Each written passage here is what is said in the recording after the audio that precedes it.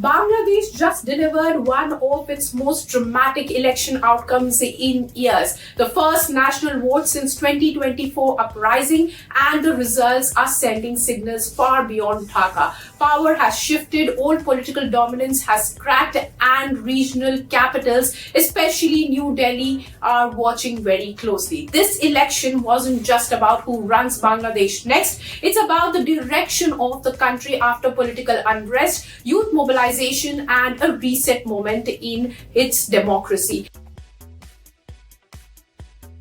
The big headline is the strong performance of the Bangladesh Nationalist Party, or BNP, which surged back into the center of power after years in opposition. This marks a major reversal for the Awami League, the party that dominated Bangladeshi politics for over a decade under former Prime Minister Sheikh Hasina. Now, the election reflected post-uprising anger, anti-incumbency, and especially a strong turnout from young voters who wanted a political reset. A key figure in this shift is Tarique Rahman, a central leader of BNP who emerged as one of the faces of the party's comeback narrative. At the same time, the results also showed gains for Jamaat-e-Islami and allied forces, something that has added an extra layer of regional attention and caution. Youth voters, often described as Gen Z voters, played a major role pushing issues like governance, jobs, and political accountability rather than legacy party loyalists. So why is India watching this so closely?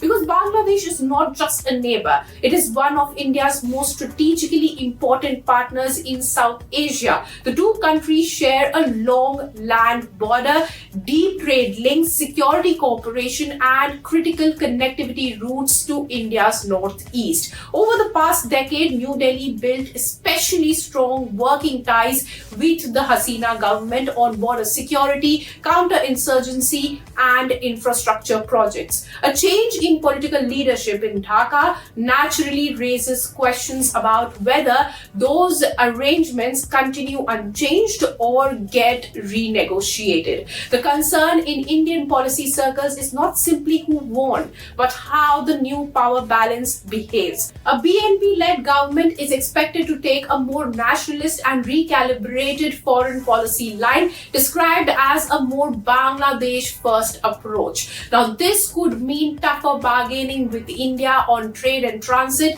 and potentially more diplomatic space for China or other regional players. However, the BNP has signaled that it wants workable, interest-based ties with India, not confrontation, because economic and geographic realities make cooperation unavoidable. The practical impact will show up in three major areas: border security cooperation, regional trade and transit, and geopolitical alignment. If coordination continues, India and Bangladesh ties will remain stable. If policy tone shifts sharply, expect slower projects, harder negotiations, and more strategic hedging on both sides. For now, the message from the results is clear. Bangladesh's voters demanded change at home, and that change is important enough to ripple across the region. If you like this video, then like, share and subscribe to ET Now.